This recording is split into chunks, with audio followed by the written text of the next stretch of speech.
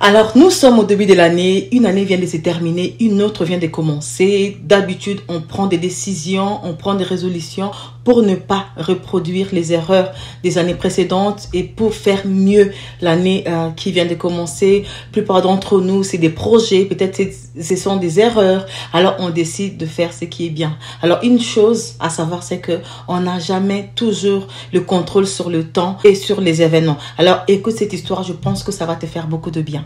Alors, c'est l'histoire d'un jeune homme. Ce jeune homme avait beaucoup de moyens, beaucoup d'argent et c'était un homme qui avait un cœur mauvais.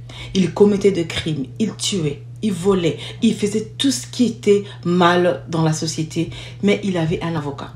Cet avocat était tellement excellent que chaque fois que le jeune homme commettait des crimes horribles, l'avocat trouvait toujours des moyens de le faire échapper de là. Alors, le jeune homme, comme à son habitude, un jour, il commet encore un crime, il tue quelqu'un.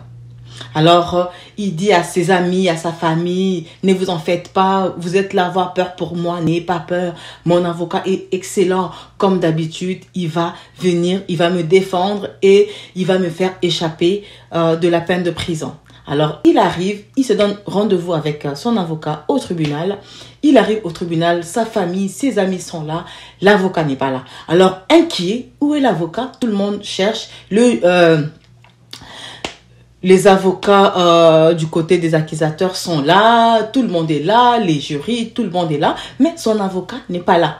Alors, on entend les huissiers qui disent « Levez-vous, nous allons recevoir le juge ». Alors qu'on annonce l'entrée du juge, le jeune homme est vraiment dans tous ses états, le cœur bat très vite, il a peur, il transpire, mais qu'est-ce qui se passe? Il est où mon avocat? Il est où? Il est où? Le juge fait son entrée. À la grande surprise de tout le monde, c'est l'avocat du jeune homme qui était le juge. Et oui, c'est l'avocat. C'était lui le juge pour ce procès-là. Alors, quand le juge rentre et prend place devant, sur le siège du juge, le jeune homme a failli faire une crise. Et le jeune homme se lève pour aller vers le juge. Il ne peut pas.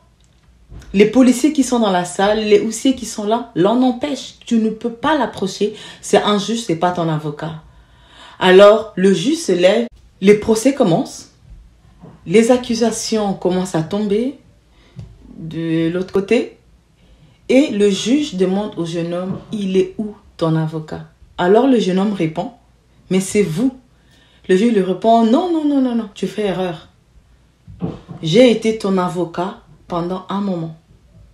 Je t'ai défendu, je t'ai conseillé, je t'ai donné des astuces pour changer de vie. Tu n'as pas voulu. Aujourd'hui, je suis là.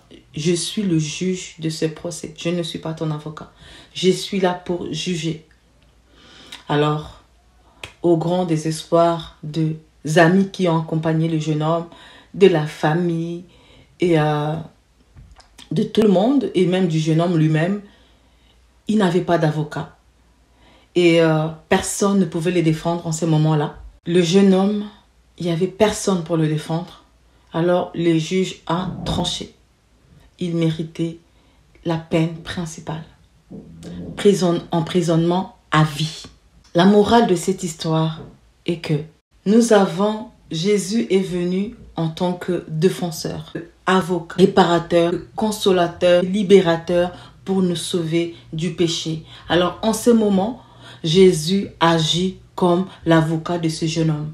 Il nous défend à chaque fois que nous commettons le mal. Il nous relève, il nous donne la force, il nous oriente vers le droit chemin. Et oui, Jésus agit vraiment comme cet avocat pour nous défendre, pour nous justifier, pour nous relever, pour nous encourager, pour nous soutenir, malgré nos manquements, malgré nos défauts, malgré nos péchés, malgré nos erreurs. Alors, on a toujours dans ces temps de la grâce, de tomber, de demander pardon. Et Dieu, à chaque fois, il va nous pardonner sincèrement. Mais il arrivera un moment où Jésus va se présenter comme juge. Jésus, ça fait partie des attributs de Jésus en tant que juge. Et là, ça sera trop tard.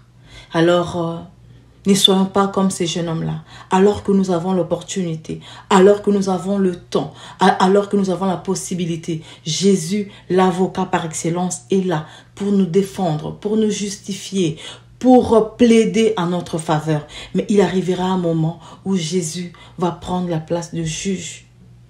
Et ça sera trop tard. Je nous interpelle à tous, à moi, à toi, à vous, à eux là-bas, que si nous n'avons pas encore Jésus dans notre vie comme notre Seigneur et Sauveur, il est temps. Il est encore temps, alors qu'il est encore avocat, de prendre Jésus comme son avocat et de suivre les conseils, les orientations que Jésus nous donne pour que nous puissions échapper au jugement. En tout cas, merci beaucoup, que Dieu vous bénisse abondamment.